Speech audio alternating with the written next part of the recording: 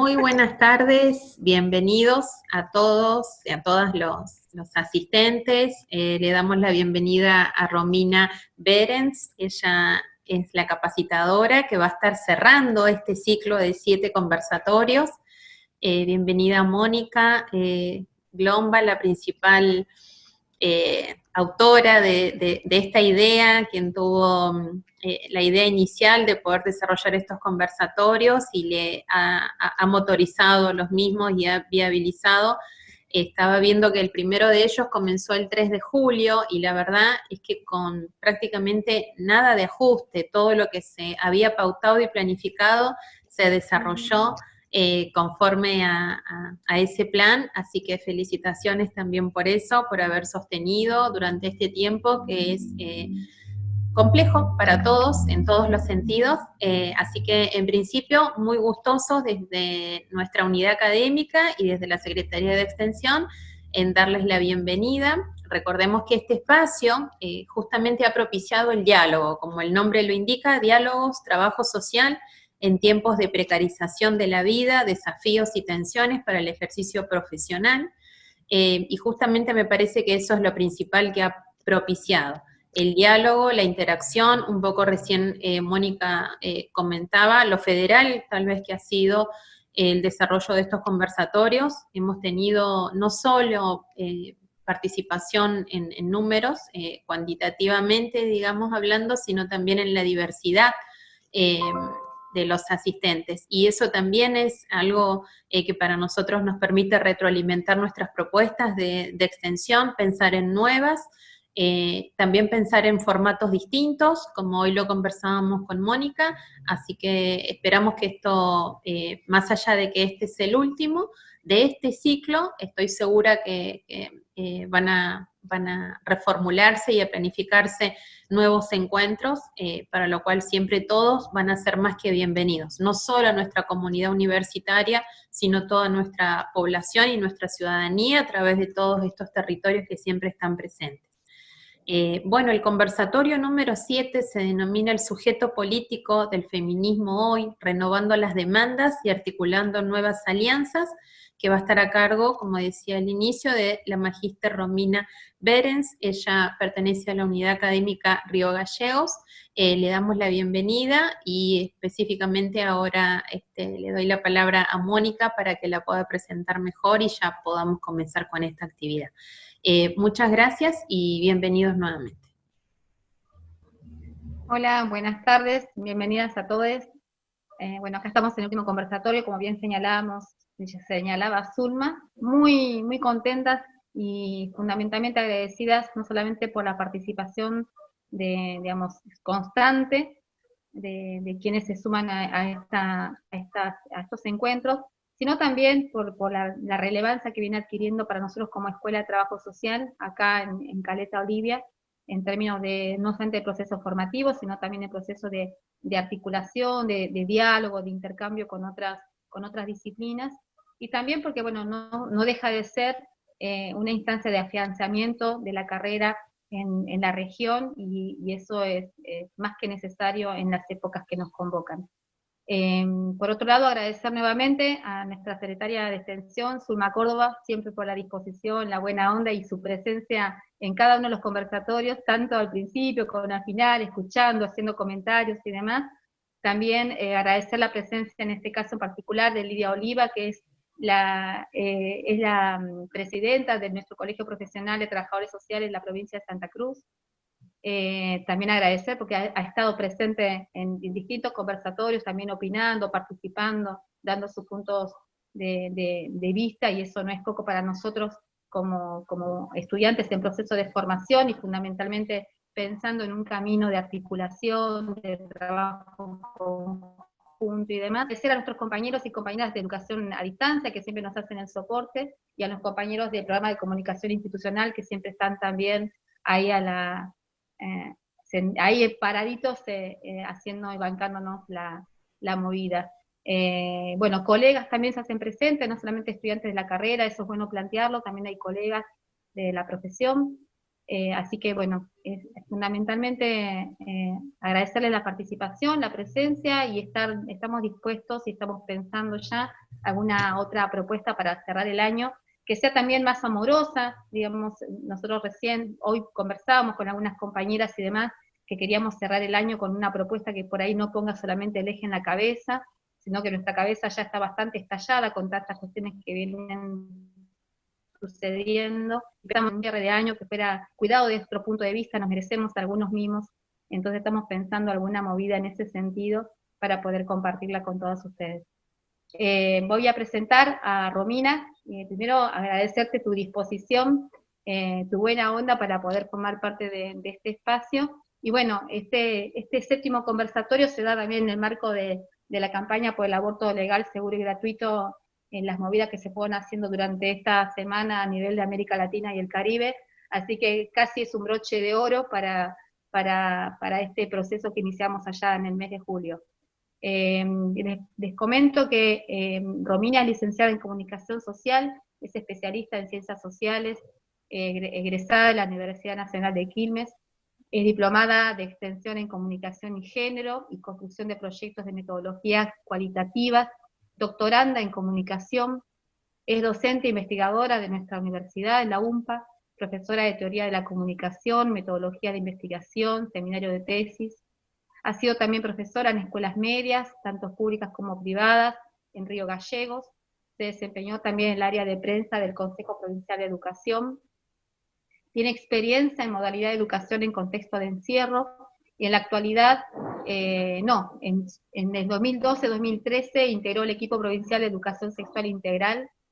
Y bueno, también es importante subrayar, y esto nos parecía siempre un plus de quienes hemos invitado en esta serie de conversatorios, que los inicios de su militancia se dieron en el ámbito universitario como estudiante, y luego territorialmente en barrios populares del conurbano bonaerense.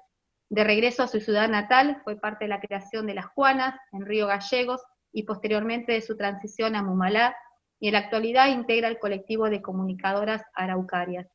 Es importante también señalar, y esto como parte de nuestra experiencia como docente, que Las Juanas, pero en Distrito del Calafate, también ha sido un centro de práctica para nosotros, estudiantes de trabajo social, en los procesos de formación en práctica 1 y práctica 2. Mirá la coincidencia, ¿no? Pero bueno, agradecerte tu presencia y te dejamos el micrófono abierto. Son entre 30 a 40 minutos de exposición, eso queda a criterio tuyo, y después vamos como retomando preguntas, pareceres, opiniones de quienes participan en el chat, y en función también un poco de cómo se dé la dinámica del conversatorio, por ahí abrir el micrófono y generar una instancia mucho más dialogada y coloquial. Eso depende en este caso también de quien está del otro lado, en este caso vos, Romina. Así que bueno, queda todo en tus manos. Gracias y bienvenida. Muchísimas gracias, Mónica, por la invitación primero, y hago extensiva el agradecimiento también a toda la Escuela de Trabajo Social y a la Secretaría de Extensión de la Unidad Académica Caleta Olivia. Muchísimas gracias por la invitación. Desde que hay gente que está ahí en la sala de espera, estoy viendo. Hay una aclaración, que yo todavía trabajo en el equipo ESI, en la actualidad trabajo en el equipo ESI, estoy ya hace 2 añitos, y la verdad que estamos haciendo un trabajo muy intenso, y aprendiendo muchísimo también. Y ya que mencionás el tema de Las Juanas y Mumalá, y que estuvimos hablando de la militancia y cómo poner en valor también la militancia, ¿no? En nuestras trayectorias académicas, ¿no? Donde todo parece ser alimentado por los certificados, por los papelitos, ¿no? Este sistema científico que nos demanda desde esa manera, pero sin embargo las militancias son esos lugares donde más aprendemos, ¿no? Porque tenemos una pata una pata en el terreno, ¿no? Que vos hablabas de las prácticas que hicieron estudiantes de trabajo social en relación a la organización de Las Juanas, y justamente es un poco de lo que quiero hablar hoy, ¿no? Que tiene que ver con esta combinación entre la tarea docente, la investigación, y y el tipo de investigación que elegimos, ¿no? Porque la perspectiva de investigación que tomamos es una perspectiva de investigación feminista, una perspectiva de investigación situada, y eso hace que todo nos lo pasemos por el cuerpo, ¿no? Y por esa razón, necesariamente intervenimos, ¿no? Desde nuestro posicionamiento, y por sobre todas las cosas porque hacemos militancia de nuestras investigaciones realmente. Y no lo digo, digamos, no es algo que lo estoy diciendo metafóricamente, sino además porque realmente yo desde que ingresé al sistema científico que milito, digamos, para mí estas dos cosas fueron de la mano.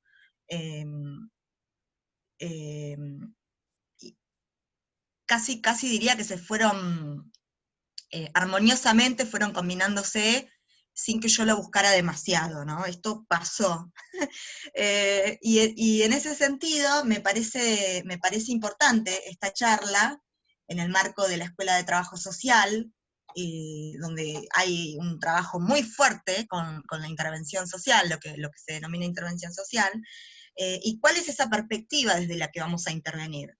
Y bueno, la propuesta es pensar si la perspectiva feminista podría ser una opción, ¿no? Una opción a conciencia. El nombre de la charla es un poco largo, ¿no? Pero inicia con esto de cuál es el sujeto político del feminismo hoy, y esta pregunta es importante porque quienes estudiamos las cuestiones de género, y quizás quienes se interiorizan o escuchan, hay varios sujetos políticos, ¿no? En algún comienzo hablábamos de la mujer, así en singular, ¿no? Una mujer, los derechos de la mujer, el voto de la mujer, o sea, hablábamos de una mujer singular. El tema es que esta mujer tenía características singulares y que no representaban a todas las mujeres, ¿no? Entonces, en algún momento, por sobre todo en el periodo de lo que fue la segunda ola, ¿no? Se empieza a reconocer otras mujeres, ¿no? Otras mujeres, ¿qué quiere decir? Bueno, que los derechos que se estaban reclamando para la mujer no eran los derechos que todas necesitaban, ¿no? Y ahí estoy hablando de las trabajadoras, las trabajadoras, ¿no? Pensemos, las primeras feministas eran mujeres burguesas, blancas, europeas, ¿no? Que estaban reclamando derechos, bueno, básicamente la educación superior y el voto y algunas otras cuestiones más, pero de repente esos problemas que tenían las mujeres blancas no eran los mismos que tenían las mujeres negras, las mujeres indígenas, las mujeres trabajadoras, las lesbianas, todos los derechos que se reclamaban en torno a la maternidad. Para las lesbianas no tenía ninguna razón de ser, porque tienen otro tipo de relaciones de género, de orientación sexual. Entonces, empieza a aparecer de una mujer singular, empezamos a hablar de mujeres en plural.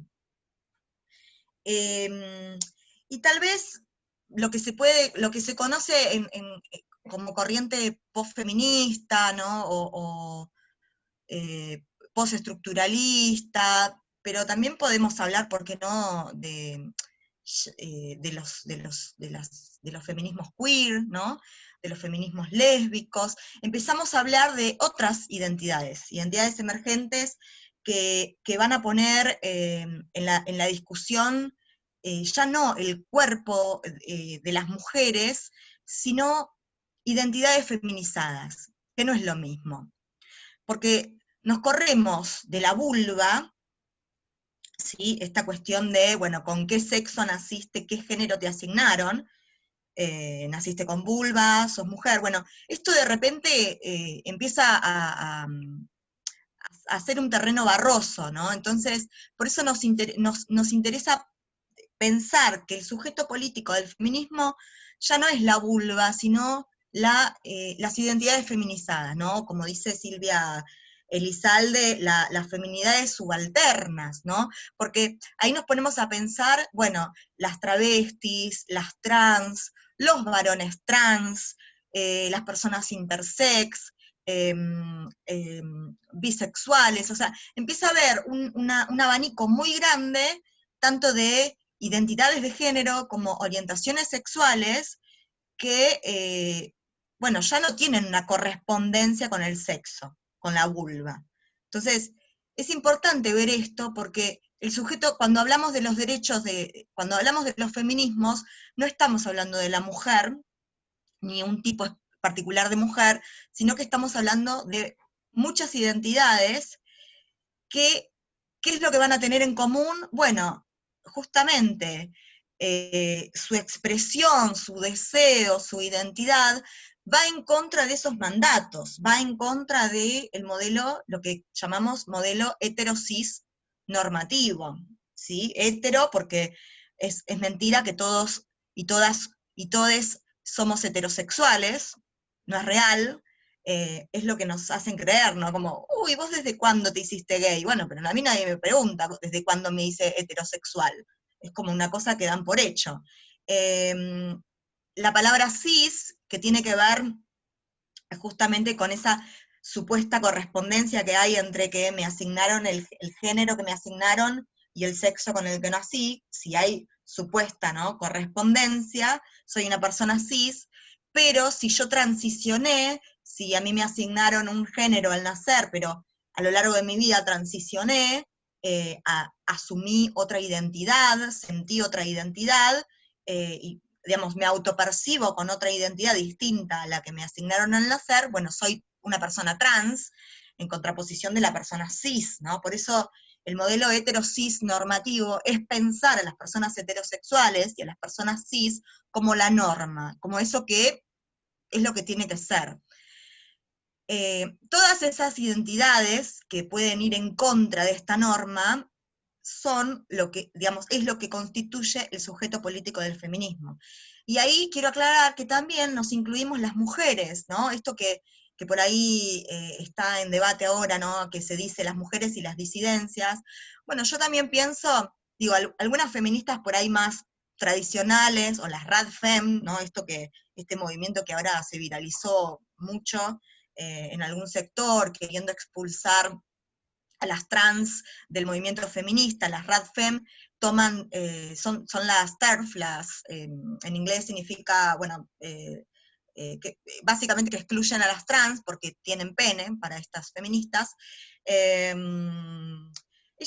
van a hablar del sujeto mujeres, ¿no? Con vulva. Entonces, pero yo insisto, si yo soy mujer y considero que estoy en contra del mandato, por más que sea heterosexual, por más que sea cis, si yo asumo que estoy en contra del mandato, que no quiero ser la mujer que me dicen que tengo que ser, también soy una disidencia. Entonces, para mí es un poco difícil decir mujeres y disidencias, porque muchas mujeres también somos disidentes de la norma, ¿sí? Y también pensemos que dentro de esas disidencias, que puntualmente estamos hablando de los colectivos LGBTIQ+, ¿no? Todas las identidades emergentes, muchas de esas identidades, si bien se contraponen contra la heterosis norma, al mismo tiempo tienen mandatos de los que no pueden salir. Entonces hay que ver qué tan disidentes son. Digo, esto como para problematizar, porque a mí me gusta siempre generar incomodidades, ¿no? De eso se trata el feminismo, así que es como para abrir el debate y después vamos viendo qué pasa.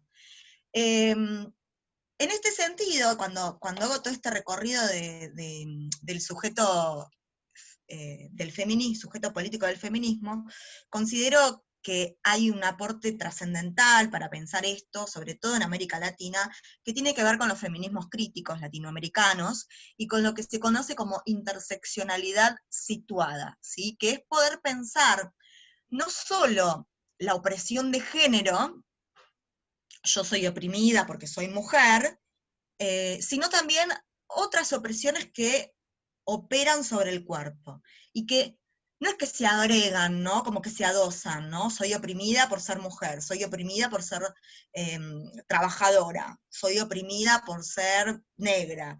No es una sumatoria de opresiones, sino que es una interseccionalidad, se intersectan y se intersectan de manera situada, porque no es lo mismo una migrante blanca en América Latina que una migrante argentina en un país latinoamericano que una migrante argentina en un país europeo. No es lo mismo una mujer migrante negra en Francia que en Italia, digo, porque hay grupos, hay comunidades negras que pueden cobijar, o sea, todo eso tiene que, esa interseccionalidad tiene que analizarse en situación, ¿sí? Porque no es solo la opresión de lo que te caracteriza a vos, como digamos, esas dimensiones que asumimos dentro de nuestras identidades, que tenemos dentro de nuestras identidades y que hacen que tengamos que tengan de nosotros ciertas lecturas, sino que esas lecturas se van a dar situadamente, en contexto. Estos aportes que nos traen principalmente los feminismos críticos, que podemos decir críticos, pero en realidad estamos hablando básicamente de los feminismos decoloniales, postcoloniales, toda esa corriente que se pone a pensar justamente los proyectos de modernidad-colonialidad,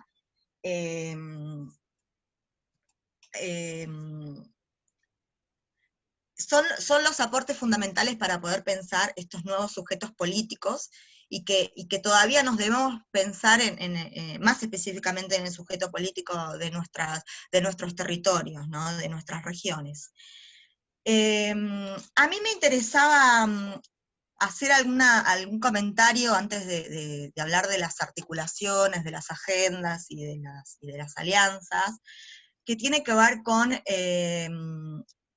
las perspectivas desde las que pensamos, bueno, en este caso las políticas públicas, ¿no? Porque estamos hablando del Estado, estamos hablando de articulaciones entre las organizaciones y el Estado, y si hay algo que hay en común, justamente es el trabajo por la política pública, o por los modos de hacer política también, ¿no? Entonces, hay dos lógicas, ¿no? Que también tienen que ver un poco con esta especie de evolución del sujeto político. Hay dos lógicas que tienen que ver con pensar, digamos, pensar desde una perspectiva de género, ¿sí? O pensar desde una perspectiva feminista. Parece que estoy diciendo lo mismo, pero no es lo mismo. A ver, no es que todas las personas que digan que trabajan con perspectiva de género se van a identificar con esto que digo. Otras estarán peleándolo, digo, ahí adentro de las organizaciones, adentro de las instituciones. Pero en general, lo que yo observo es que hay una lógica, ¿no? Vieron que se usa mucho la palabra empoderamiento.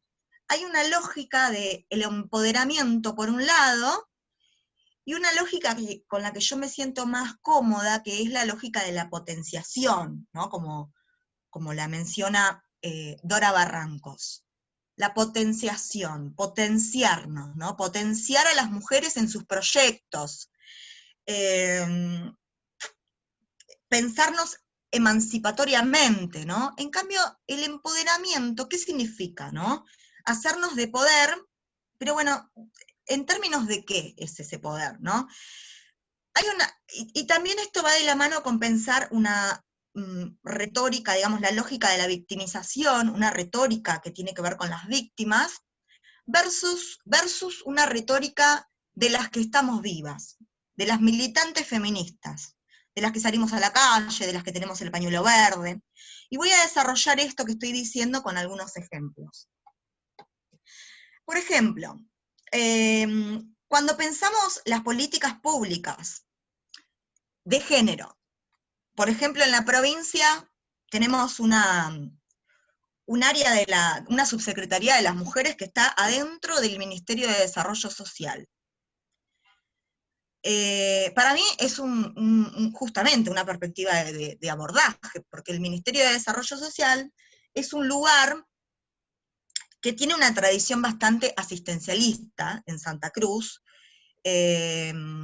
Por supuesto acá hay que hacer un análisis mucho más grueso, que yo confío en que ustedes tienen más herramientas que yo para hacerlo, que tiene que ver con, bueno, la cultura local, la idiosincrasia, las relaciones de la ciudadanía con el Estado, pero sí es cierto que hay una tradición asistencialista y que el Ministerio de Desarrollo Social trabaja sobre la situación de vulnerabilidad, trabaja sobre la emergencia.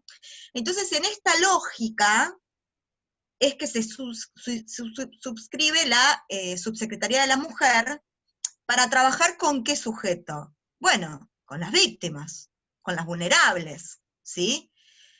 Y acá empezamos a tener un problema, porque nos está faltando toda la otra pata, que es la que yo quiero traer, y ponernos a pensar cómo desde la intervención podemos trabajar desde una perspectiva que no solo sea dirigida a las víctimas, sino también a las que estamos vivas, a las luchadoras, a las feministas, a potenciarnos como mujeres y como sujetos de la disidencia, ¿sí? Y hablo acá por todas las identidades feminizadas, como había mencionado antes.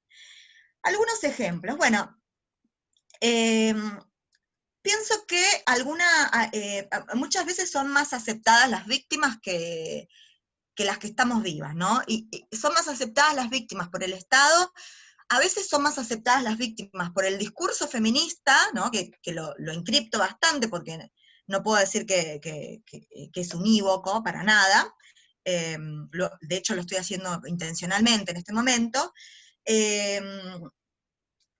y pensemos algunos ejemplos, ¿no? Por ejemplo, cuando hablamos de las mujeres de los barrios, las mujeres de los comedores, muchas veces decimos, no, porque las mujeres en los barrios entonces refuerzan el mandato de la feminidad, que tienen que darle de comer a los pibes en los comedores, qué sé yo, y no vemos la potenciación que tienen esas mujeres, la potencia que tienen esas mujeres, de que a través de ese rol femenino, ¿no? De esa extensión de su rol materno, en el barrio, manejan la política del barrio. Esto tenemos que poder verlo, y no solo verlo, sino también potenciarlo. Pensemos, por ejemplo, digo, esto es para, cada quien verá a quién le acuye ese discurso, ¿no? Pensemos en las mujeres que abortan. Las mujeres que abortan, hay un discurso que sostiene que está de acuerdo con el aborto si la mujer fue violada, si fue víctima, entre paréntesis digo yo, pero no está de acuerdo con el aborto si la mujer lo hizo porque quería. Si la mujer tuvo sexo y lo disfrutó, ¿qué dice el dicho? Si te gustó el durazno, bueno, a ver, esta es la lógica. Si sos víctima, está todo bien, pero si lo disfrutaste, si vos mantuviste tu deseo, bueno, ahí estamos en problemas, ¿no? Y esto también tiene que ver con esta lógica de o la víctima o la que lucha, la que disfruta, la mujer que disfruta, ¿no? Este sujeto que disfruta, este sujeto deseante es castigado. Pensemos en las jóvenes que desaparecen y que aparecen muertas, ¿no? ¿Qué dicen? ¿Qué dicen? Pero, ¿a qué hora iba? Pero estaba en el boliche, pero ella quiso ir con él, pero mirá la ropa que tenía puesta. Empezamos a fijarnos que ese sujeto, que fue asesinada, antes de ser asesinada disfrutó, tuvo su placer, ¿no? En términos de decidir irse del boliche con un chico, de decidir ponerse una minifalda, de decidir caminar sola de noche. Digo, todo esto que tiene que ver con la libertad de las mujeres, se pone en un lugar de juzgamiento para echarnos culpa de nuestras propias muertes. Entonces ahí lo que hay es una especie de oposición entre una víctima, una buena víctima y una mala víctima. Y la mala víctima también somos las que luchamos, ¿sí? Porque siempre va a operar mucho mejor el discurso de la víctima en los medios, en quien quiera hablar de esto, que las que luchamos, ¿no? Y voy a poner un ejemplo más sobre mi trabajo de investigación. En mi doctorado, para mi doctorado yo trabajé con el discurso y las prácticas y los saberes de las mujeres que ejercen prostitución en Río Gallegos. Bueno, tengo para contar ahí largo y tendido de cómo arranqué, qué pensaba cuando arranqué, qué pasó en el medio, qué pienso ahora, pero voy a ir al grano sobre que las trabajadoras sexuales para la política pública, pensemos en la ley de trata de personas del 2008, que tuvo su modificación en el 2012, pensemos en el decreto presidencial del 2011, que prohíbe los avisos de oferta sexual en los clasificados, en los diarios clasificados. Estamos hablando, ¿no?, desde esa política pública, estamos hablando de una trabajadora sexual que va a ser siempre considerada víctima, víctima de la explotación sexual, víctima de una red de trata, víctima, víctima, víctima. Pero la lógica de la trabajadora sexual autónoma no tiene ningún lugar para el Estado en este momento, ¿no? Recuerden, hace muy poco, en plena pandemia, se autorizó el registro, bueno, no me acuerdo, Renater, ahora no me acuerdo, pero es el registro de las personas que trabajan en economía popular, y se puso el ítem de las trabajadoras sexuales autónomas, porque claro, imagínense la situación de precariedad, ellas en plena pandemia no pueden trabajar como trabajaban antes, y bueno, se logró a través del Ministerio de Desarrollo que las incorporen para poder cobrar, para poder registrarse en principio y luego cobrar el IFE, y bueno, se me fue Gustavo Vera, que es el de la unidad de trata, que es designado a nivel nacional, levantó el teléfono y dijo que saquen ese registro, y lo sacaron.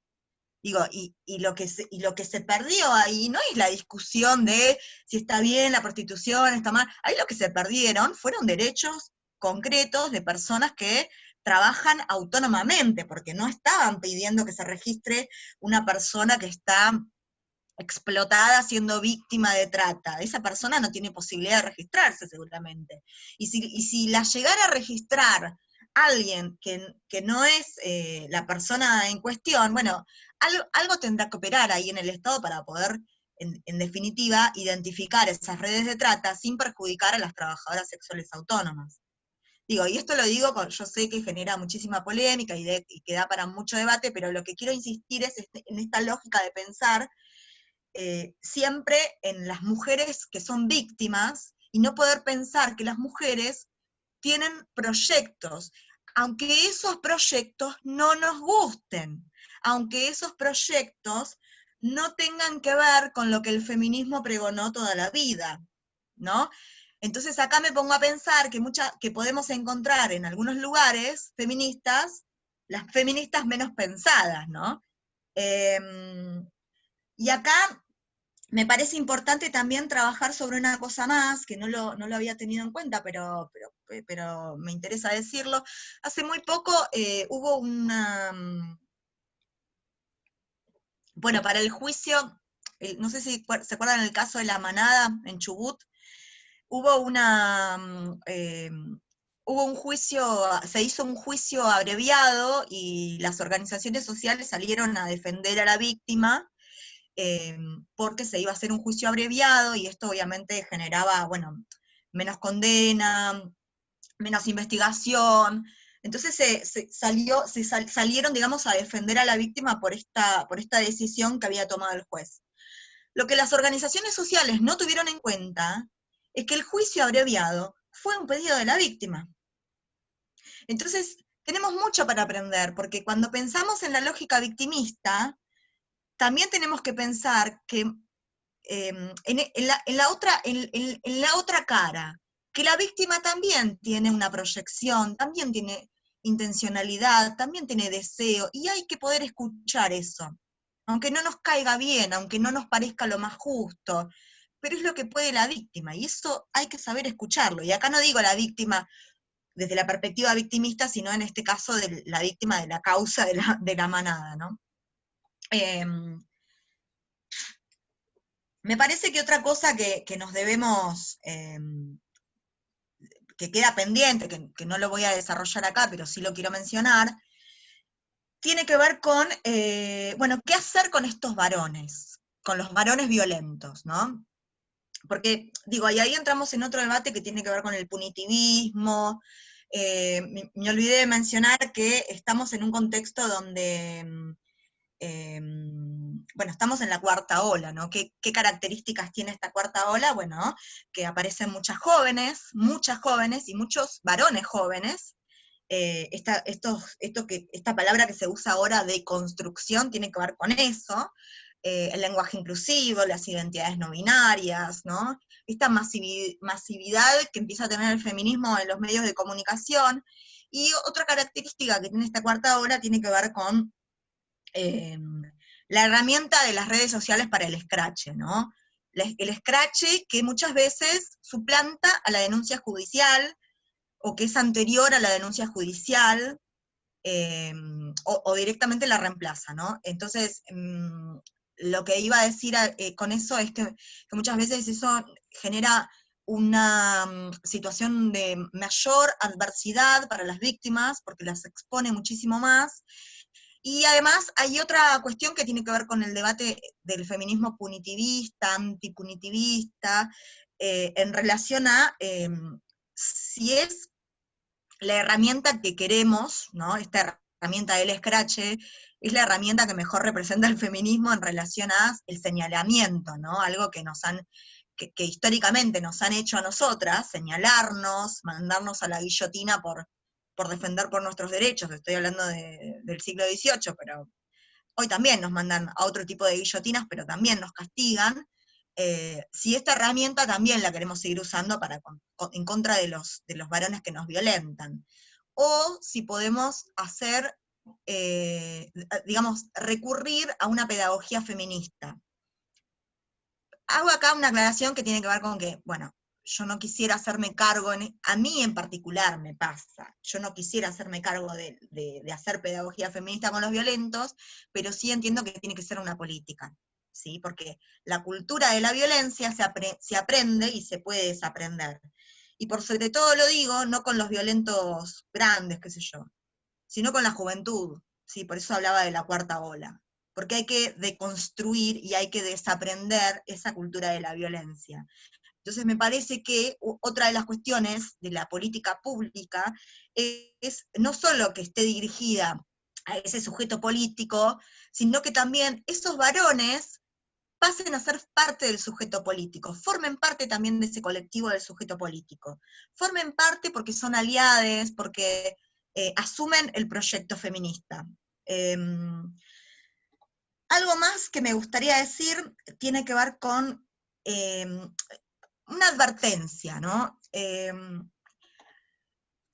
Con la cuarta ola y con la masividad que se genera, sobre todo bueno, en el mundo, ¿sí? El Me Too, el Ni Una Menos, ¿no? Desde el 2015 hay una recuperación, hay un discurso, ¿no? Un discurso del feminismo, digamos, la palabra feminismo deja de ser mala palabra, empieza a tener más masividad, pero hay que tener cuidado que esa agenda feminista no sea apropiada por la agenda neoliberal.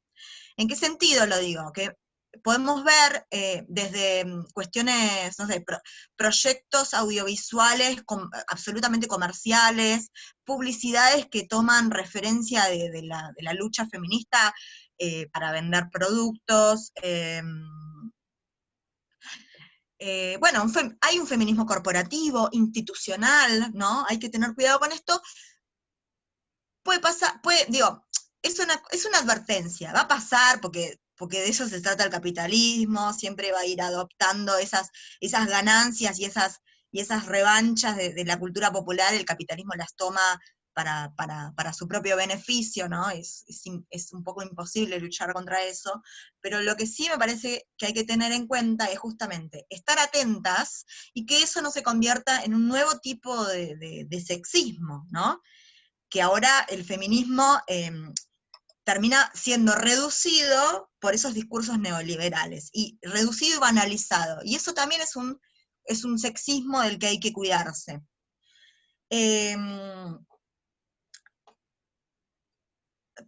Creo que hay que ser un poco digamos, en este nuevo contexto habría que hacer, y ahí entramos en las alianzas y en las estrategias, ¿no? Hay que ser un poco más estrategas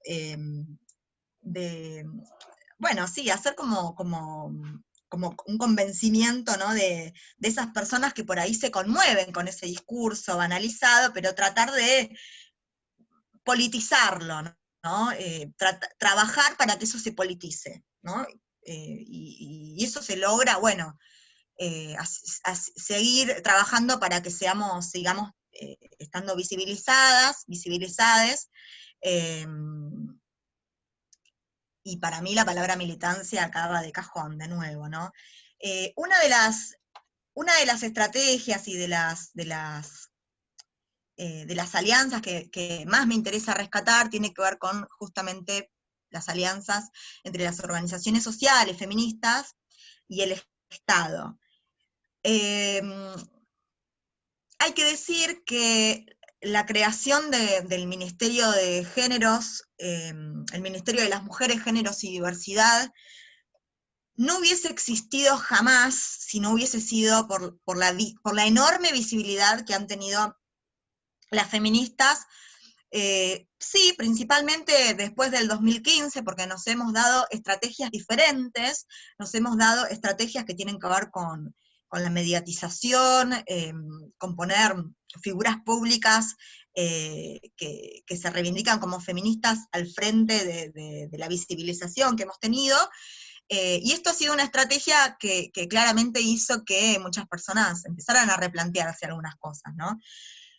Creo que hay muchas feministas por todas partes, ¿no? En los partidos políticos, y el Ni Una Menos potenció de alguna manera que esto pudiera empezar a recuperarse más por la política tradicional. Pero en esa conjunción quiero decir que no hubiese existido ministerio si no hubiésemos existido nosotras peleándola, y si no hubiesen existido miles y miles en las calles, principalmente con el Ni Una Menos, y todas las marchas 3 de junio, y con la campaña por el aborto legal en el 2018, que ustedes recordarán, hubo más de 700 oradores y oradoras en el Congreso Nacional, y un montón de vigilias, bueno, fueron épocas inolvidables, que hicieron que en pleno discurso presidencial de la inauguración de las sesiones del Congreso Nacional, en la boca de un presidente esté el proyecto de la campaña, ¿no? Me parece que esto hay que ponerlo en valor, pero no para aplaudir a Alberto Fernández, independientemente de nuestras afinidades políticas, ¿no? Sino para festejar esto, ¿no? Para poner en valor esto, lo que hemos logrado las feministas, que se trata de la articulación con el Estado. Y esto es una ganancia nuestra, hay que reconocerlo de esa manera.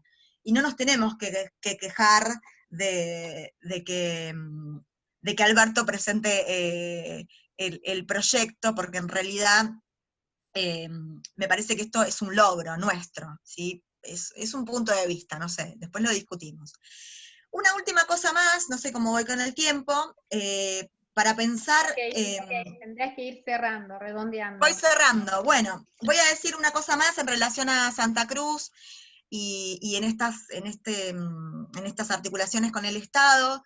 Yo siempre pensé que era huérfana de la política, que no me inscribía en ningún lado, ni una cosa ni la otra. Hay acá una tradición como, digamos, las organizaciones sociales que existen, las organizaciones que trabajan por los derechos de las mujeres, por los derechos de la diversidad, son organizaciones, por un lado, totalmente afines al gobierno de turno, y que muchas veces tienen por delante la causa política, el proyecto político, antes que la causa feminista. Y por el otro lado tenemos organizaciones sociales que son muy afines a la oposición, y muchas veces aparece un discurso bastante antiestado, y que anteponen la causa de clase antes que la de género.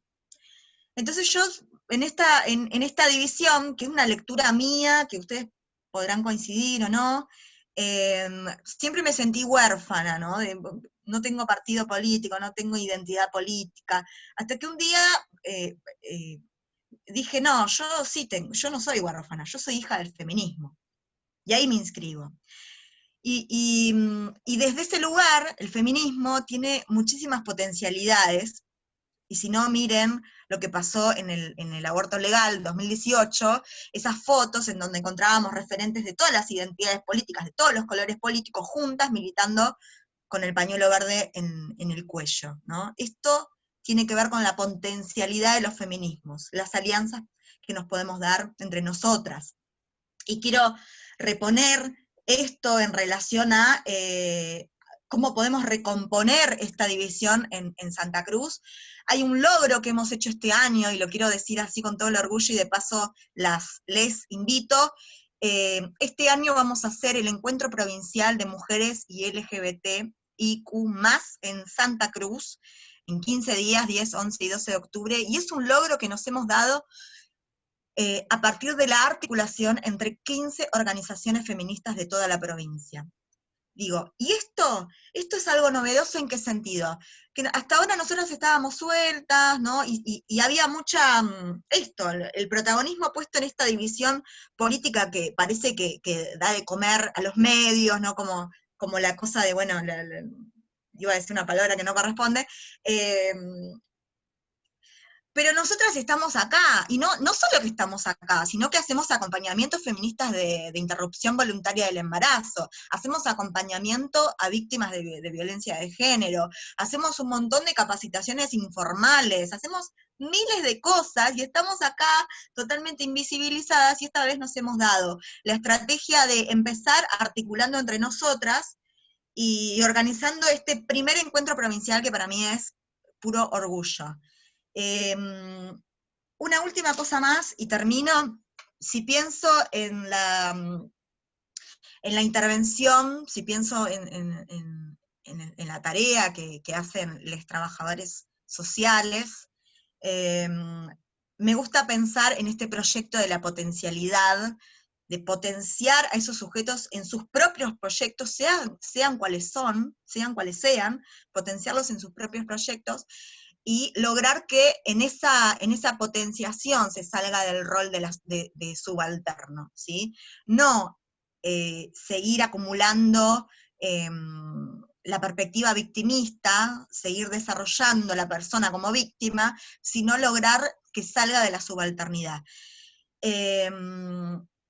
En ese sentido, bueno, reconocer el deseo, reconocer nuestras proyecciones de vida,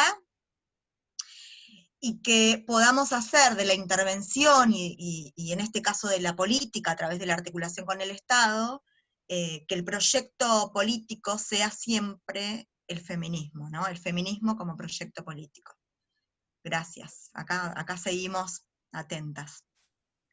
Gracias Romina, y bueno, ya como me parece que ir agendando, ahí una compañera de Tierra del Fuego plantea que justamente mañana tienen el 6º encuentro provincial de mujeres, identidades feminizantes, supongo, porque no clara, pero entiendo que van en el mismo sentido que lo que planteaste vos del 10, 11 y 12, porque justamente lo planteó en este mismo momento en el chat.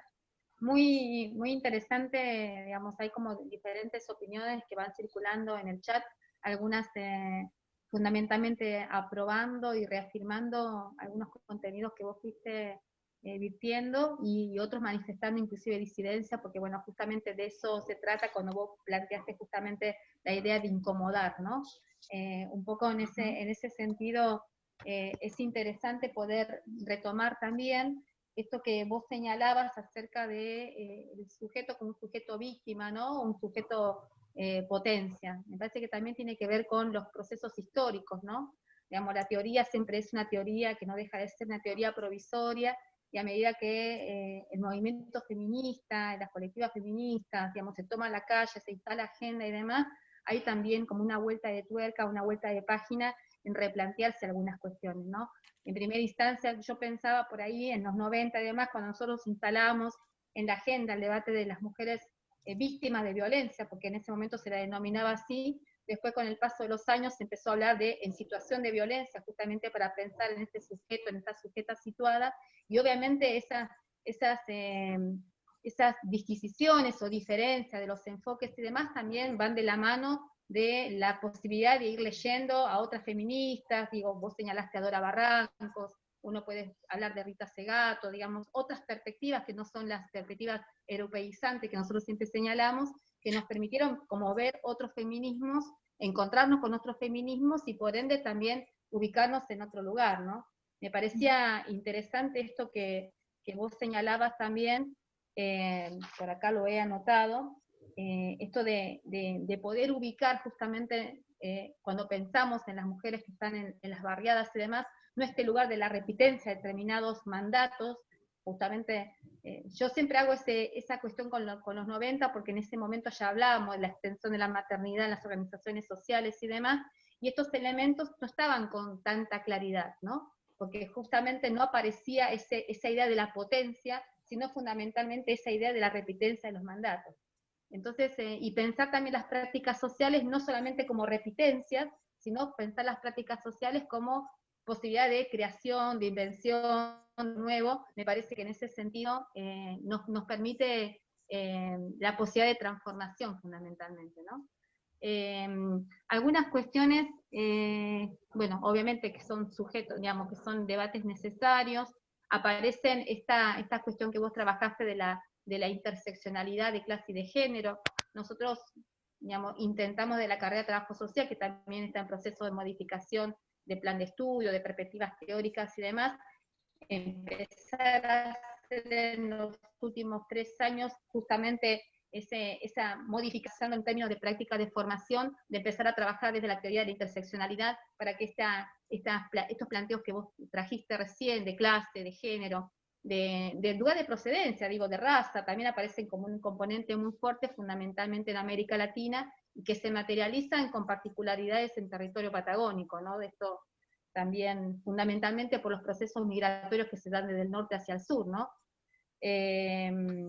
Y después pensaba también en relación al tema del Estado y demás, que no deja de ser un Estado, independientemente que hay un Ministerio de Mujer, Género y Diversidades, no deja de ser un Estado donde siguen primando prácticas masculinizantes. Nosotros esto también cuando analizamos las lógicas del Estado, las formas en que se constituye el Estado, sus direcciones, secretarías y demás, aparecen materializadas justamente en esa división social, técnica y sexual de trabajo, ¿no? Que vos bien distinguías recién acerca de que la Secretaría de Mujer se encuentra dentro del Ministerio de Desarrollo Social, y obviamente eso no solamente hace a poner a la mujer en lugar de la asistencia, de la vulnerable, sino también en lugar de fragilidad, ¿no? Todo lo frágil está en desarrollo social, ¿no? Entonces también nos ubica nuevamente en ese lugar de la víctima, de la que no puede, de la que hay que acompañar, ayudar, etcétera, etcétera, etcétera. A ver, después, por ahí en relación al tema de prostitución aparecieron algunos pareceres que se encontraban en desencuentro con el tuyo, que tenía que ver con que es muy difícil, plantean, establecer ese límite en cuánto hay del deseo de la mujer, ¿no? Vinculando el tema del trabajo sexual en relación al deseo de la mujer, ¿no? La posibilidad de su proyecto y demás, ¿cuál es el límite, ¿no? Entre ese deseo y situaciones que tienen que ver con las relaciones de subalternidad con su captor, con el que genera, digamos, una compañera hace de proxeneta, ¿no? Que a veces es muy difícil establecer justamente esa distinción, porque también es cierto que cuando hay situaciones de opresión, digamos, y aparte de muchísima opresión, ese lugar del deseo, de la autonomía, de la decisión, digamos, no está del todo libre también, ¿no? Entonces, si podés en ese sentido poder profundizar en esos aspectos, que es una de las cuestiones que salió como parte de las opiniones. Y después, me gustaría a mí en particular que pudieras meterte un poquito más en esto de la agenda, ¿no? Esto de las demandas. Cuando vos planteás, pensándolo en este contexto en particular, donde hay un aumento terrible de los femicidios, digamos, en un contexto de pandemia y demás, donde es, más allá de que entendemos que el Ministerio de mujeres, diversidad, digamos, y género ha avanzado en una línea de trabajo de fortalecimiento de operadoras territoriales y demás. Sin embargo, en la agenda feminista parece ser que, de alguna manera, el aborto legal, seguro y gratuito sigue siendo como primero en esa agenda, pero no avanzamos en la construcción de una agenda que ponga más en alerta la situación de... No hablo de los femicidios, porque los femicidios es el último eslabón, ¿no? Es cuando ya no se hizo nada previamente. Digo, pensando en términos de prevención, fundamentalmente en términos de prevención, ¿cómo hacemos para construir formas diferentes? Yo estoy a favor del aborto legal. Ahora, ¿yo me haré un aborto? No lo sé, creo que no. Pero yo no le puedo negar a la otra que tenga el derecho a hacérselo. Entonces, lo mismo pienso con la trabajadora sexual. Mi subjetividad es limitada en relación al trabajo sexual. ¿Qué sé yo? No me atrevo, no sé, nunca me pensé en ese lugar. Pero yo no le puedo negar a la otra lo que la otra hace. Yo no le puedo decir a la otra que lo que hace está mal o está bien. ¿Por qué? A mí nadie viene a decirme si yo hago mal en ser docente. Digo, ahí hay un problema moral. Ese es el problema moral. Cuando yo logro superar esa moralidad, que obviamente la tuve, como todo el mundo, cuando yo logro superar esa modalidad, lo que hago es registrar que esto que vos decías, ¿no? Ver el mandato, ver la repitencia del mandato, bueno, pero también podemos ver otras cosas de esas mujeres. También las mujeres podemos hacer cosas con estos lugares en los que nos asignan. Entonces, la trabajadora sexual hace mucho, digo, yo te puedo dar historias infinitas, pero maneja sus propios tiempos, es su propia jefa, bueno, hay un montón de estrategias de cómo resolver con un cliente en el menor tiempo posible y llevarse la cantidad la máxima cantidad de plata. Digo, hay un montón de estrategias que tienen que ver con poner límites, qué sé yo, besos no, un montón de cuestiones que obviamente una víctima de trata está en una situación de vulnerabilidad, es víctima, y no tiene capacidad de hacer ese tipo de negociaciones porque fue atrapada por una red de trata. O sea, es como que yo me ponga a defender, o sea, es como que yo me ponga en contra de, no sé, del trabajo textil. Yo estoy en contra del trabajo textil porque existen fábricas clandestinas donde hay migrantes indocumentadas y están de sol a sol, con cama caliente, atadas con un grillete a la máquina de coser. Estoy en contra del trabajo textil porque no puede ser que... No, a ver, estoy en contra de que sea clandestino, de los talleres clandestinos, estoy en contra de la trata, pero no estoy en contra del trabajo textil. ¿Cómo voy a estar en contra? Entonces, lo mismo pienso acá, o sea, yo estoy en contra de la trata de personas. ¿Cómo me voy a poner en contra del trabajo de una mujer? Eso para mí es, digamos, yo no lo discuto más. Sí, lo discuto, pero digo, yo ya lo tengo resuelto. Yo no me voy a poner en contra de lo que hace una mujer, de lo que quiere hacer una mujer, porque en esto hay que, digo, de vuelta, escuchemos el deseo de las mujeres. Si la mujer quiere hacer algo con lo que nosotras no compartimos, bueno, qué sé yo, resolvelo vos. Hay que respetar. Entonces, lo que sí tenemos que poder ver o poder reconocer es cuando estamos frente a una víctima que tiene negado la voluntad, ¿no? Y cuando estamos frente a una persona que está haciendo eso no digo por elección y porque le encanta, no estoy diciendo eso, pero es una opción, dentro de lo que tiene, es una opción. Digo, hay muchos trabajos precarizados, muchos trabajos precarios, muchos trabajos que te rompen el cuerpo. ¿Y por qué nos ponemos a pelear contra el trabajo sexual y no contra todos esos trabajos que nos rompen el cuerpo también? Digo, hay montones, puedo dar miles de ejemplos, no quiero dar ninguno en particular para no herir susceptibilidades, porque después tengo que salir a responder cosas que no parece que pensaba en el teletrabajo. Pensaba en el teletrabajo, no, digo, hablando de que nos rompen el cuerpo, pensaba en el teletrabajo y las horas y horas que estamos acá por eso. Y pensaba también en las lógicas punitivistas, sancionatorias, de lo que tiene que ver con lo sexual, ¿no? todo lo que tiene que ver con el deseo, con lo sexual, con la posibilidad de lo grato, ¿no? Es sancionado. Entonces me parece que algo de ese discurso también, digo, porque uno también va como reflexionando a medida que va escuchando a otras compañeras al respecto,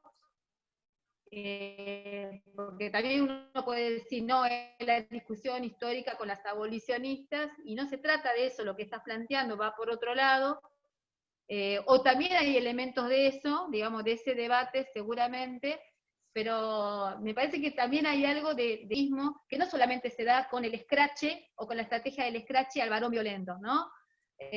Sino que también es una forma de escrachar a esa mujer que está haciendo el ejercicio del trabajo sexual porque está decidiendo dentro de determinados parámetros de posibilidad de elección, pero está decidiendo, ¿no? Está decidiendo, Sí. estableciendo límites, como decía, negociación. Hay quienes no podemos negociar, establecer límites, y me parece que está interesante esa disquisición que estás planteando, porque fundamentalmente nos lleva a problematizar otras opresiones que aparecen muy invisibilizadas, naturalizadas, ya son parte del sentido común. Me parece muy interesante el planteo que haces. Y también me parece interesante cuando trabajaste y trajiste el tema del escrache, que hasta dónde el tema del escrache, de hecho coincido con vos que el escrache en realidad lo que hace es poner en una situación de muchísima exposición a quienes ha sido, digamos, partícipe de una situación de violencia, digamos, quien ha asumido, la pone en muchísima exposición, pero hasta dónde el escrache no deja de ser también un ejercicio del poder que tiene la misma lógica que la lógica del varón. Entonces, Sí. hay una idea también de la construcción del poder, que vos hablaste de pedagogía feminista, ¿no? Y me parece que hay algo de eso, cuando nosotros planteamos, hay que construir una forma de vincularnos que sea diferente, hay que construir una forma que tenga que ver con esto, ¿no? Con la posibilidad de ser iguales. Esa posibilidad de ser iguales tiene que ver con ser iguales, pero distinto a lo que somos actualmente, ¿no? Entonces, en esa idea también está una construcción de poder que es diferente a este poder fálico, blanco, ¿no? Que tiene que ver con el escrache para mí. Sí. Entonces, de alguna manera terminamos copiando eso que estamos criticando, y me parece que eso también es para desaprender, para deconstruir, para cuestionarnos profundamente el lugar del poder en las relaciones humanas, ¿no? Y bueno, particularmente entre nosotros, ¿no? No, eso quería agregar, no sé si aporta, pero me quedo pensando en eso cuando vos vas hablando, y acá Sí, porque... dice, pregunta Lidia, una compañera, Sí. discúlpame, y después Sí. pregunta Lidia, una compañera del colegio, dice, si considera que los movimientos feministas pueden constituirse como partido político. Sí. Bueno, a ver, voy a hacer una referencia a lo primero que dijiste vos, y después creo que tenemos que pensar juntos esa pregunta de Lidia, pero voy a hacer una referencia hablando de esto que yo explicaba, de cómo leo y cómo veo el trabajo sexual, y atando la cuestión con los scratches. Creo que el problema, y digamos el objetivo que tenemos que lograr, es salir de la lógica víctimas por un lado, victimario por el otro, ¿no? A ver, en el medio hay otras cosas. En el medio hay mujeres que han pasado por una situación por una situación de víctima, y después han podido salir y proyectarse de otra manera, y el mismo victimario ha podido también, ¿por qué no?, revisarse. Quizás es abrupto el ejemplo, pero digo, salir de la lógica víctima-victimario nos haría bastante bien, y nos daría muchísimas más herramientas para poder desandar la violencia, ¿no? Porque, primero, decirle a la otra que es víctima es sumamente violento, cuando no lo es. Eso como para cerrar lo del trabajo sexual. Y en cuanto a los scratches, comparto absolutamente, esto lo dice Audre Lorde, que no podemos, que para combatir al patriarcado no podemos, y para combatir al amo, no podemos usar las herramientas del amo, ¿no? Entonces, El scratch, esta lógica, es una lógica punitivista, es una lógica de señalamiento, es una lógica de acusación, es la lógica que han usado contra nosotras, no puede ser la herramienta con la que nosotras podamos construir un mundo mejor, claramente que no, porque no nos está llevando a un mundo mejor. Y quiero poner como ejemplo acá, por eso la juventud, divino tesoro, el Colegio Nacional, cuando fue, ¿se acuerdan de las tomas de los colegios nacionales, los pañuelos verdes, los discursos de los centros de estudiantes? Hay una nota que la pueden googlear de Eleonor Faur que se llama Del Scratch a la pedagogía del deseo, y habla ahí justamente de la experiencia de los colegios nacionales, del Pellegrini, bueno, del Mariano Moreno. Habla de cómo las chicas primero han apelado al scratch, y cuando comprendieron que no era o sea, que impactaba sobre los cuerpos de esos varones de una manera muy particular, y pudieron dialogar y acercarse con esos varones, mucha angustia de parte de varones jóvenes que fueron escrachados, mucha angustia, porque decir, yo, o sea, de verdad, yo soy este que escracharon, yo soy este violento, todo esto que dicen de mí es así, como esa deconstrucción interna y una angustia terrible hizo que las chicas pudieran, en esta empatía que pregonamos tanto, pudieran tener empatía con su compañere,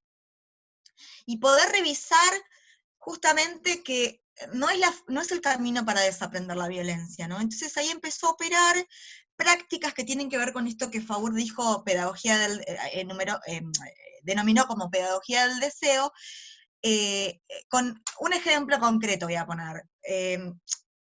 Bueno, típicos, no sé, asaltos, no sé cómo se llama ahora, fiestas, lo que sea, hay acosos, ¿no? Qué sé yo, nosotras, todas las que estamos acá, alguna vez hemos pasado por una situación de acoso, en donde, bueno, esto que vengan y te insistan y te pongan el cuerpo y que no sé qué, esto es acoso, o sea, es a lo que estábamos acostumbradas, pero chicas, se llama acoso. Bueno, esto que las chicas empiezan a reconocer como acoso, y que lo instalan en un scratch, de repente empieza a ser visible, ¿no? Visible y leído desde otro lugar, empieza a poner a los varones en lugar de deconstrucción, y aparece una estrategia que a mí me encantó, que tuvo que ver con, bueno, hacer una especie de, ¿vieron los match de las redes sociales para encontrar pareja, que se hacen match, coincidencias, o qué sé yo? Bueno, armaron como una estrategia previa a la fiesta, en donde, bueno, fulana, yo le etiqueto a fulana y digo que pega onda con Mengano. Y si le dan el ok, bueno, está todo bien, está habilitado. Ahora, si no le dio el ok, Mengano no va a poder hacer nada con fulana, porque no dio el ok. No sé si los chicos obviamente son muy desvergonzados con estas cosas, pero a mí me parece una estrategia sumamente rica, porque desanda un poco, bueno, ¿y cómo hago? Digo, el gran problema que tienen los varones hoy es que no saben cómo encarar a una mujer. Y en esto de que no saben cómo encarar a una mujer, los incomoda mucho que las mujeres los encaremos a ellos. Digo, estoy hablando de cosas totalmente heterosexuales, ¿no? Eso es cierto. Eh, eh, el mundo homosexual es bastante diferente, por suerte, pero los varones heteros están con esa cosa que no saben, y mira si me escracha, ¿no? Digo, y tiene algo de sentido, porque de repente ahora cualquier insinuación, cualquier acercamiento es leído como acoso. Y hay que ver ahí, ¿no? ¿Cómo renovamos la política de la seducción, la cultura de la seducción, la cultura del levante? ¿Cómo la renovamos? Me parece que eso hay que pensarlo, porque no podemos señalar todo el tiempo al varón que de repente, nada, es atraído y quiere... digo, hay un límite ahí, ¿no? Claro. Que ahí me parece que entra el antipunitivismo a desarmar estas lógicas que nos hackean, nos ponen en jaque permanentemente.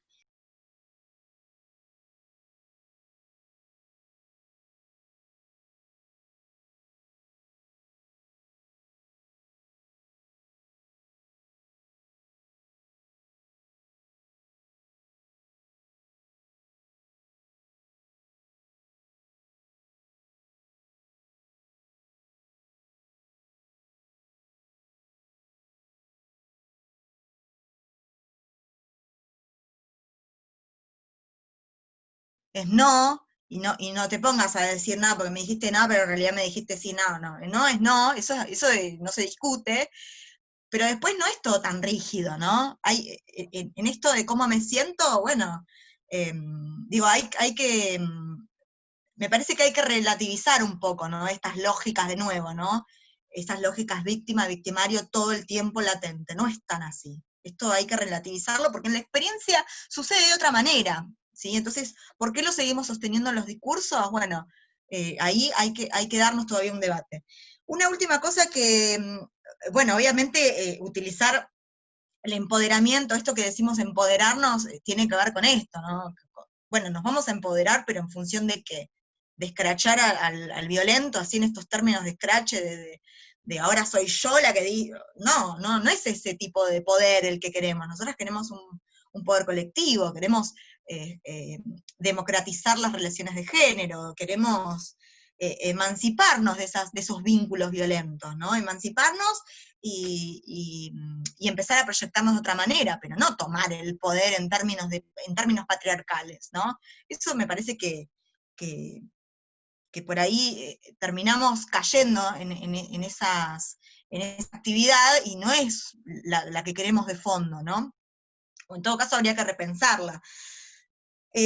Por último, Mónica, vos mencionabas la cuestión de la agenda feminista. Vos decís que el aborto tapó todo. Yo no creo que el aborto haya tapado todo. Creo que estamos con la agenda de la violencia de género, está bastante presente, pero a mí lo que me cuesta con el tema de la violencia de género es que, o sea, no creo que lo que cuesta, ¿no? Es un poco lograr más articulación de vuelta, ¿no? Con el Estado y por sobre todas las cosas con la justicia. ¿Y por qué lo digo? Porque a mí me parece que todo el trabajo que se hace de prevención, el trabajo de prevención se hace, digamos, sobre las víctimas, ¿no? De vuelta caemos en la lógica victimista. El trabajo de prevención se hace sobre las víctimas, pero no hay trabajo dirigido a los varones violentos y a la sociedad en general. ¿En qué sentido lo digo? Tenemos medios de comunicación que banalizan los femicidios. Otro femicidio, amarillismo total, otro femicidio. O sea, no hay análisis de la violencia de género. Y ahí tenemos un problema, porque termina siendo una banalización de las muertes, ¿no? Ese es un problema muy importante, porque no terminamos de tomar conciencia de lo que está pasando. El otro gran problema es que la educación sexual integral no está yendo al foco tampoco del trabajo de la violencia de género. Lo digo trabajando en ESI, ¿no? Me parece que falta muchísimo, todavía hay mucho discurso anti. Y el otro gran problema es que los culpables, por parte de la justicia, no tienen condenas ejemplares. Entonces, a cualquiera puede hacer cualquier cosa, si total, mirá lo que pasa, no pasa nada. Y esto es así, o sea, todavía falta tener una justicia con perspectiva de género, una justicia con perspectiva feminista, que pueda ver, que pueda identificar, digo, porque hay un gran problema con los protocolos de investigación judicial que no leen la violencia de género, porque para investigar un homicidio hay determinados indicios, pero para investigar un femicidio hay que poder ver elementos que tienen que ver con la violencia de género y que si vos no tenés perspectiva de género no los vas a ver. El operador de justicia no lo ve. Entonces termina pasando esto, ¿no? Una reducción de las penas con causas que son realmente terribles, ¿no? Digo, porque después aparece Nair Galarza, que es que tiene condena perpetua por haber matado a su novio, y no tenemos esas condenas ejemplares con todos los otros femicidios que han sido cientos y cientos, ¿no? Esto realidad es así. es una condena ejemplar para nosotras. Para no, claro. De No, esta manera, digamos, ¿no? En términos valorativos y demás, y pensando también que hay toda una movida por lo menos en los últimos años, donde también, digo, el lugar en el que llega la mujer en situación de violencia es la comisaría, en primera instancia, la comisaría, la justicia, que son instituciones patriarcales por excelencia, digamos, ¿no? Entonces también hay todo como una revisión de esos circuitos que de alguna manera están armados para atender en situaciones de violencia, que vuelven a poner a la mujer, a las identidades feminizadas, en ese lugar complejo, ¿no? De la justicia, la comisaría de la mujer. Entonces, cuando otras instituciones que venían trabajando, digo, pensando de vuelta en las organizaciones sociales, pensando de vuelta en cantidad de dispositivos que hay en otras direcciones, en otras áreas y demás, por ahí tendría que ser ese el camino, ¿no? De entrada, como de boca, ¿no? De ingreso de esa demanda, y no esos caminos están como muy desdibujados, fundamentalmente te hablo en términos de la asistencia, ¿no? Y terminan siendo las comisarías de la mujer, la justicia y demás, los espacios de entrada, y vuelven a aparecer estas cuestiones que vos decís, ausencia de perspectiva de género, ausencia de capacitaciones, bueno, estas cuestiones, ¿no? Sí. Y había una pregunta más de Lidia, si los movimientos feministas podían conformarse como partidos políticos. No sé, yo puedo dar una opinión, pero no es una respuesta cerrada para nada, porque además yo pienso el feminismo en colectivo, ¿no? Entonces, me parece que es un debate que hay que darse antes de dar una respuesta.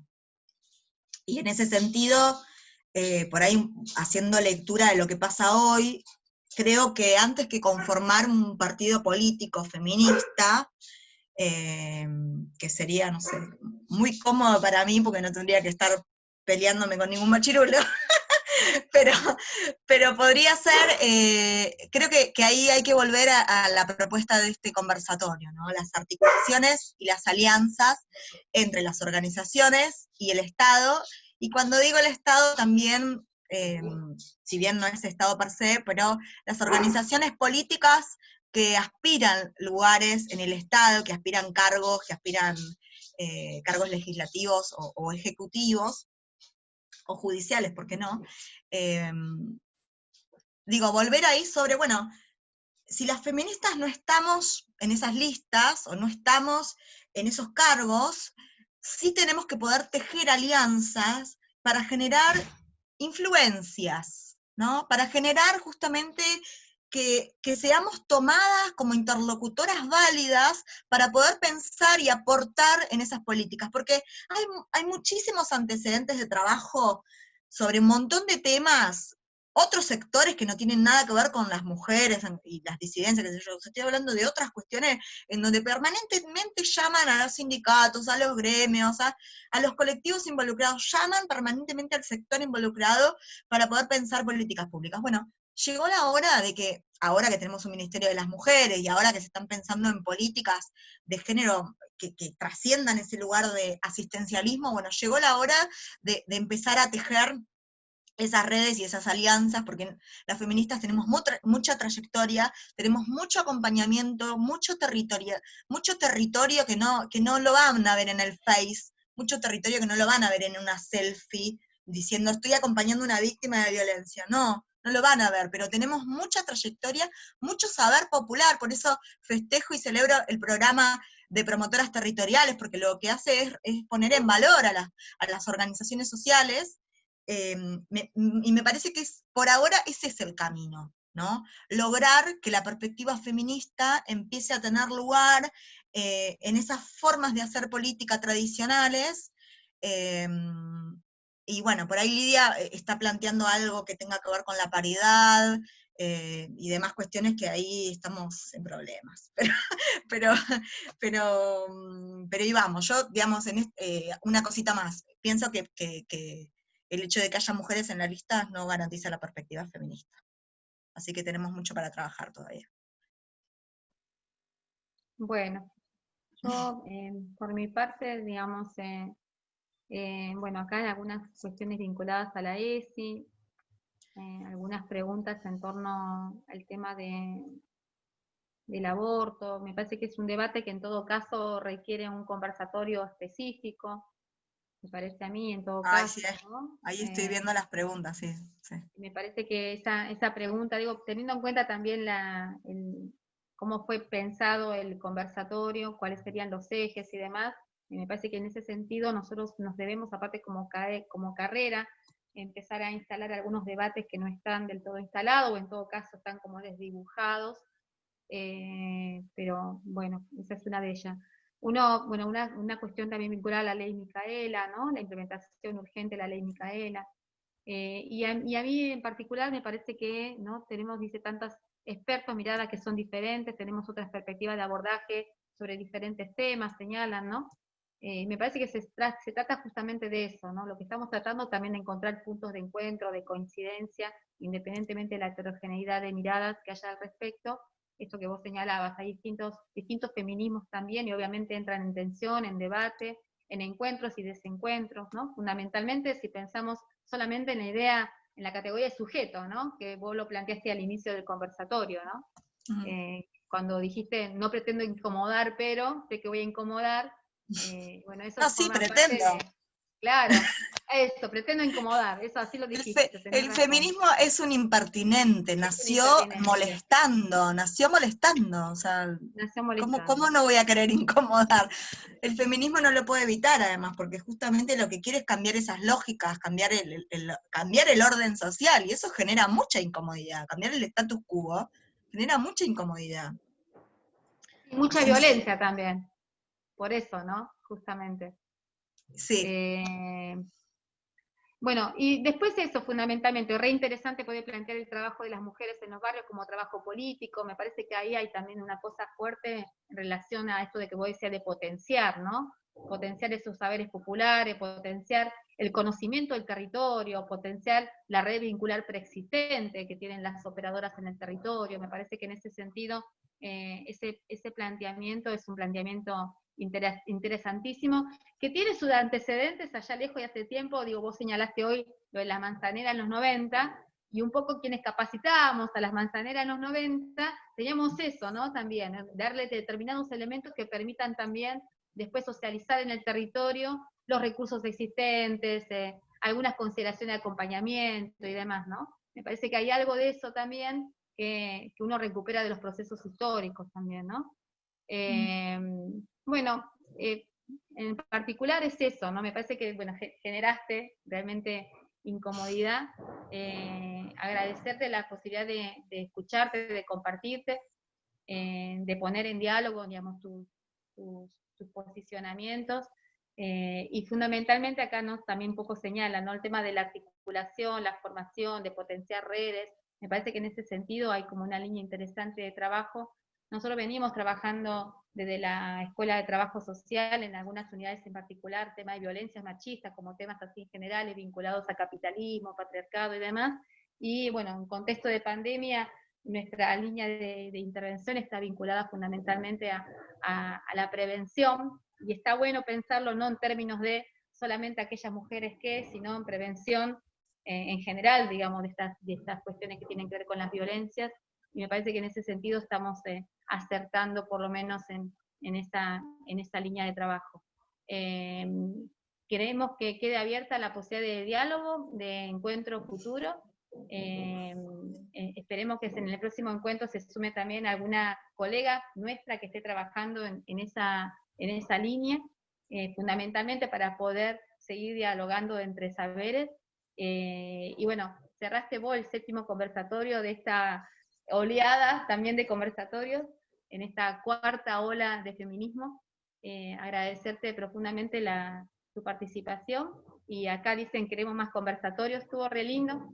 Se mantuvo una participación estable de entre 40, 50, 60 personas escuchando, debatiendo. El chat se mueve mucho, así que eso siempre está bueno, porque también se suma en PDF, se mandan a veces mensajitos, me parece que justamente de eso se trata, de poder generar una trama diferente, ¿no?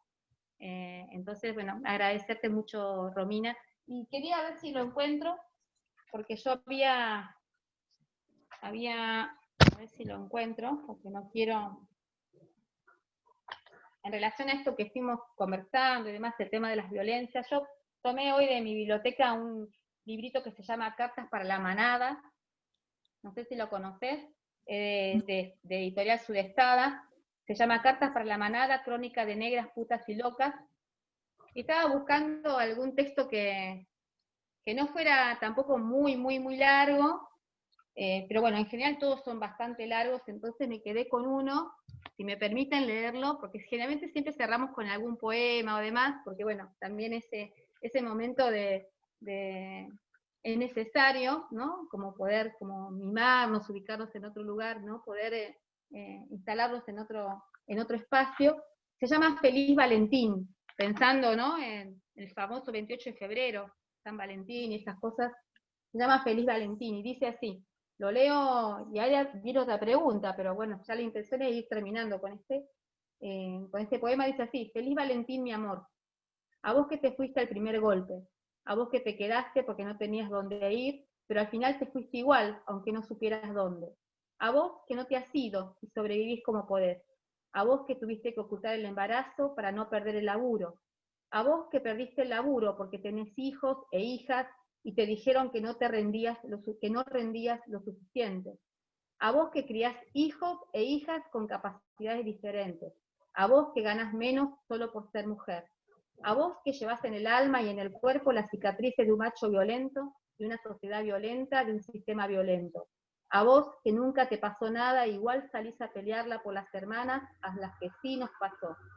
A vos que te cansaste de tener miedo, a vos que tenés miedo todavía, a vos que te quitaron la tierra, pero no te pueden quitar la memoria, a vos que te quieren hacer parir como castigo por ser mujer, a vos que te quieren presa por no querer parir, a vos que amás distinto, a vos que tuviste que dejar tu tierra o dejar la vida, a vos que nunca lo contaste, a vos que lo gritaste llorando, rugiendo a los cuatro vientos, a vos que no te callas más, a vos que gritaste en silencio, a vos que construiste tu identidad a despecho de lo que te quisieron imponer. Feliz Valentín, mi amora, mi hermana, mi amiga, mi desconocida, mi congénere. Me cago en los bombones y en las flores y en los ositos. Te regalo mi voz, mis pobres palabras escritas en llanto y risa, mi respeto y mi amor. Gracias por estar viva, por pelearle como podéis al silencio y a la muerte que nos quieren imponer, de feminidad a feminidad. Feliz Valentín, mi amora. El poema es de Cecilia Solá. Me parecía que había que leer. No sabía que iba a recuperar de alguna manera todos los que fuiste planteando, ¿no? Sí. No sabía, pero bueno, había elegido ese para leer y me parecía lindo que siempre hay que como mimarnos un poquito cuando terminamos estos conversatorios que son como de tanta densidad y que nos movilizan tanto, ¿no? Así que agradecerte profundamente. Y nos estamos viendo creo que en noviembre tenemos alguna actividad prevista, ahí estamos en eso.